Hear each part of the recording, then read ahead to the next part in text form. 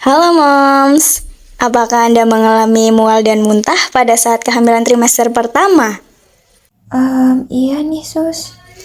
Jika iya, apakah sudah tahu mengapa mual muntah itu dapat terjadi? Belum nih suster. Jika belum, yuk simak video ini. Tahukah Moms bahwa mual dan muntah pada saat kehamilan itu berasal dari respons sistem lambung ibu? Iya Moms, jadi munculnya gejala mual muntah pada ibu hamil disebabkan karena adanya motilitas usus yang berkurang atau menurunnya motilitas usus. Selain itu, dapat disebabkan pula oleh reaksi lambung dan usus terhadap peningkatan hormon kehamilan. Hal tersebut berkaitan dengan adanya peningkatan hormon progesteron. Nah, hormon progesteron ini berfungsi untuk menjaga lapisan dalam rahim tempat melekatnya sel telur, memberi nutrisi pada janin, hingga memperkuat lapisan dinding rahim. Peningkatan hormon tersebut dapat menyebabkan otot polos yang ada pada sistem lambung dapat mengalami relaksasi, sehingga dapat menyebabkan motilitas lambung menurun bersamaan dengan pengosongan lambung yang melambat. Hal ini bisa diakibatkan karena beberapa faktor, di antaranya faktor hormonal, faktor emosional, faktor psikologis, serta faktor sosial dan ekonomi. Selain itu, stres dapat menyebabkan mual Moms. Stres ini masuk pada faktor psikologis, di mana kondisi stres akan mempengaruhi hipotalamus dan memberikan rangsangan pada bagian tengah otak, sehingga terjadi kontraksi pada otot perut dan otot dada yang disertai dengan penurunan diafragma. Hal ini akan menyebabkan terjadinya tekanan tinggi pada perut sehingga memaksa ibu untuk mengambil nafas dalam, membuat sfinkter esofagus bagian atas terbuka dan sfinkter relaksasi bagian bawah. Inilah yang memicu terjadinya mual dan muntah. Begitu Moms. Lalu gimana ya kaitannya mual muntah dengan kehamilan? Nah, jadi gini Moms, ternyata ada beberapa hal yang menunjukkan keterkaitan antara mual muntah dengan kehamilan.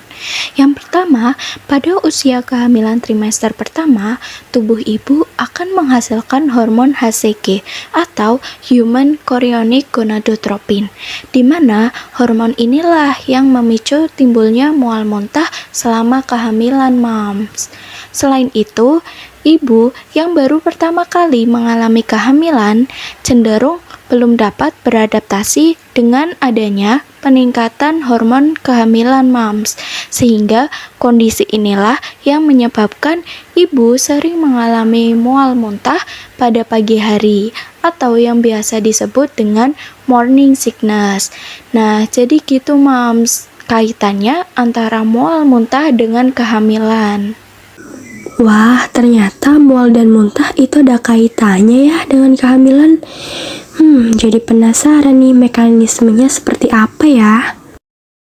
Ternyata mekanisme terjadinya mual dan muntah saat kehamilan trimester awal menurut Evrizal tahun 2021 disebabkan karena peningkatan hormon estrogen dan Human Chorionic Gonadotropin atau HCG.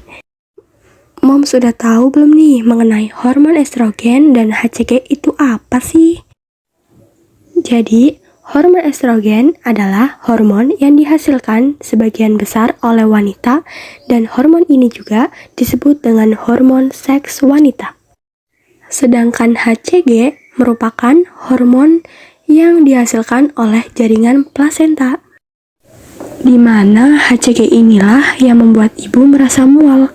Alasannya karena HCG ini merangsang hormon estrogen dalam ovarium atau tempat untuk memproduksi sel telur yang menyebabkan keasaman pada lambung itu meningkat. Bukan hanya itu saja loh, menurut Astuti tahun 2022 bahwa mual dan muntah itu diawali dengan stimulus pusat muntah pada medula atau jaringan ginjal yang halus yang dapat mengendalikan otot polos dalam dinding lambung dan otot lurik di perut serta di sistem pernapasan dan zona pemicu kemoreseptor atau reseptor yang menerima rangsangan berupa zat kimia. Stimulus dalam zona pemicu kemoreseptor dihantarkan ke pusat muntah yang menyebabkan otot dalam saluran lambung dan pernapasan menyebabkan terjadinya muntah. Nah, jadi seperti itu moms, mekanisme yang membuat moms menjadi muntah pada saat kehamilan trimester pertama. Terus bagaimana ya dengan penata laksanaannya? Yang pertama, setelah bangun tidur di pagi hari, dapat meminum air hangat rebusan jahe manis atau air teh manis. Yang kedua, memakan makanan yang kering dan di dalamnya mengandung karbohidrat, misalnya biskuit. Yang ketiga, makan dalam porsi yang kecil tetapi dilakukan setiap 1-2 jam. Yang keempat, menghindari makanan pedas dan mengandung minyak atau berlemak seperti gorengan.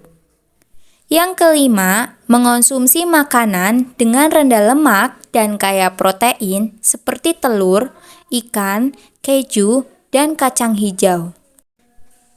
Yang keenam, menghindari makanan asam seperti buah jeruk, tomat, dan jambu. Yang ketujuh, memastikan kandungan air dalam tubuh cukup agar terhindar dari dehidrasi tubuh dengan selalu minum minimal 2 liter atau 8-10 gelas sehari. Yang kedelapan, mengonsumsi makanan dengan tinggi asam folat seperti bayam, kubis, jagung, brokoli, dan selada. Yang kesembilan, konsultasikan dengan bidan atau dokter apabila mual dan muntah semakin berkelanjutan.